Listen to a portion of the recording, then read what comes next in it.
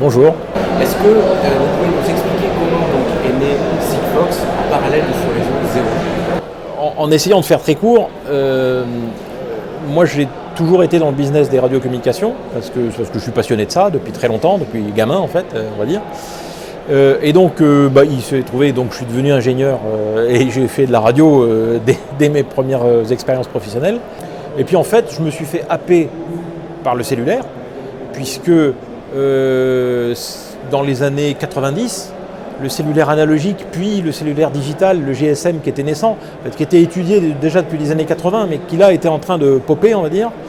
En fait, tous les ingénieurs radio comme moi, on a été aspirés par cette spirale, quoi, et bien sûr.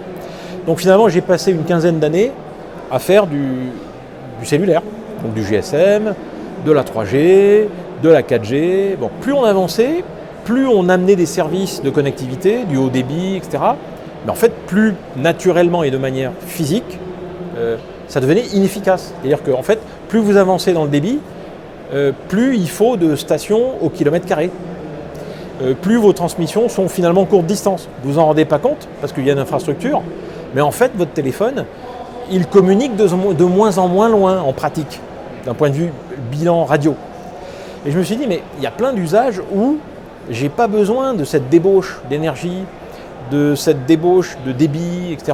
Il y a plein d'usages où finalement, il faudrait peut-être revenir à des choses extrêmement simples en termes d'énergie, extrêmement efficaces en termes de transmission, comme je faisais autrefois dans les transmissions professionnelles. Donc l'idée m'est venue de là. J'ai commencé à visiter, à m'intéresser à ce qu'on appelait à l'époque la toute naissante Software Defined Radio, donc les radios définies par logiciel. Des radios où on peut changer le comportement en fonction du logiciel qu'on met dessus. Et j'ai raccroché ça avec opérer des devices, des terminaux très simples en face, avec des radios un peu intelligentes qui améliorent la manière dont elles reçoivent ces signaux, de manière à revenir vers des usages extrêmement efficaces des transmissions, pour transmettre des petites quantités d'informations. Parce que finalement, quand vous voulez transmettre une température 3 fois par jour, parce que vous voulez juste savoir si la clim d'un système est en train de fonctionner de manière régulière au fil des années, 3 fois par jour, vous n'avez pas besoin de transmettre des mégaoctets pour ça. Vous avez juste besoin de transmettre quelques octets 3 fois par jour. Donc comment optimiser tout ça? C'est venu de là. Quels sont aujourd'hui les avantages de la technologie? On parle notamment de milliards, la transformation, ça fait partie des avantages. À partir du moment où on s'est intéressé à des usages qui en fait ne trouvaient pas de technologie, parce que qui peut le plus ne peut pas le moins. Effectivement, pour transmettre une température, après tout, je peux utiliser un modem 4G et 3 fois par jour, je vais envoyer ma température. Sauf que mon modem 4G, qui peut faire beaucoup plus, peut transmettre des vidéos, etc., il a été taillé pour transmettre des vidéos. Et donc, en réalité, pour transmettre ma température, il va le faire. Mais il va le faire avec une débauche d'énergie énorme, qui fait que, finalement, au bout de quelques jours, peut-être semaines, je vais être obligé de changer la batterie. Alors ok, si ça ne me pose pas de problème de changer la batterie ou de la recharger, ça marche. Si ça me pose un problème ou si je ne rencontre pas de retour sur investissement en faisant ça, j'ai un souci. Voilà, nous on s'est vraiment intéressé à ça. Et à partir du moment où on s'intéresse à ça, on conçoit tout le système vis-à-vis de ça. Et donc, on développe. Et la particularité du réseau 0G, c'est ça, c'est d'être optimisé pour les tout petits contenus d'objets qui sont perdus, mais dont je veux qu'ils opèrent pendant des années de manière efficace et sûre. Entre guillemets, on pourrait dire que c'est un retour dans le passé, oui. Mais c'est aussi un moyen de s'affranchir de moyens justement qui peuvent flancher.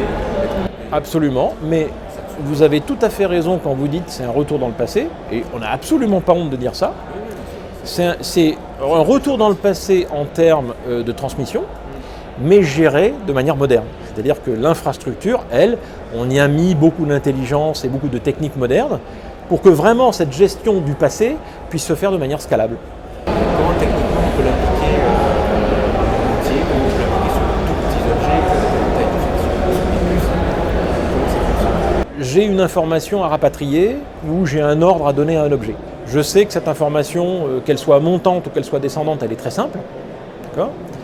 Donc je vais chercher d'abord à concevoir mon petit device là, qui est sous le réseau, de la manière la plus simple possible, et je fais en sorte que, quelque part, ce petit objet n'ait pas à se soucier de l'existence d'un réseau. C'est le réseau qui, par conception système, simplifie le device. Et donc le device, c'est quoi? C'est le moyen de fabriquer une onde radio quand même, hein, au minimum, d'y coller dessus une information, c'est ce qu'on appelle la modulation, de manière à ce que cette énergie que je vais envoyer avec une modulation d'information dessus soit reçue à des kilomètres par une infrastructure qui puisse agréger ces signaux, dire ça y est, je les ai démodulés, j'ai extrait le contenu et j'envoie ça sur un cloud, hein, pour parler de manière moderne, j'envoie ça sur un cloud de manière à ce que mon client il vienne récupérer son information relative à cet objet particulier. Et s'il a d'autres objets, il va venir chercher dans chacune des cases correspondant aux objets dans le cloud, il va venir chercher ces informations. Et à l'inverse, s'il veut envoyer un ordre ou une information vers cet objet, il va mettre dans des cases les informations qu'il veut envoyer à ces différents objets, et le réseau va prendre en charge d'envoyer de la manière la plus simple possible, avec le minimum d'énergie, vers le device en question. Quel intervalle attend justement entre l'émission et la réception de cette information? Alors nous, pour des questions d'énergie que vous allez trouver presque triviales si je les explique, on utilise un système qu'on appelle le système de piggyback. On ne renvoie une information vers l'objet que si lui-même s'est manifesté auprès du réseau. C'est-à-dire c'est lui qui a l'initiative en fait. C'est lui qui manage sa batterie, c'est lui qui manage sa vie. À nous de nous adapter. On aurait pu dire, est-ce qu'on sert des objets où on fait de la télécommande? C'est-à-dire l'objet il est en écoute permanente et on lui... Et oui, si on fait ça, en écoute permanente, au bout d'une semaine, sa batterie est morte. Alors peut-être on peut optimiser pour arriver à quelques mois, mais ça ne durera pas des années. Donc la quasi-totalité des usages qu'on voit dans notre segment, c'est des usages où c'est l'objet qui prend la décision. Donc quand il nous envoie un uplink, on en profite pour lui renvoyer un downlink. Là le délai, c'est en secondes. C'est-à-dire qu'à partir du moment où on a reçu l'information, nous on la stocke, l'information reçue de l'objet, on la stocke, on la met à disposition au client dans un délai d'une seconde, hein, pour... L'ordre d'idée, c'est de la seconde. Donc le client est capable de récupérer sa donnée dans la seconde, voire moins. Et il est capable de lui renvoyer une information dans les quelques secondes qui suivent, si il a pris les dispositions pour le faire.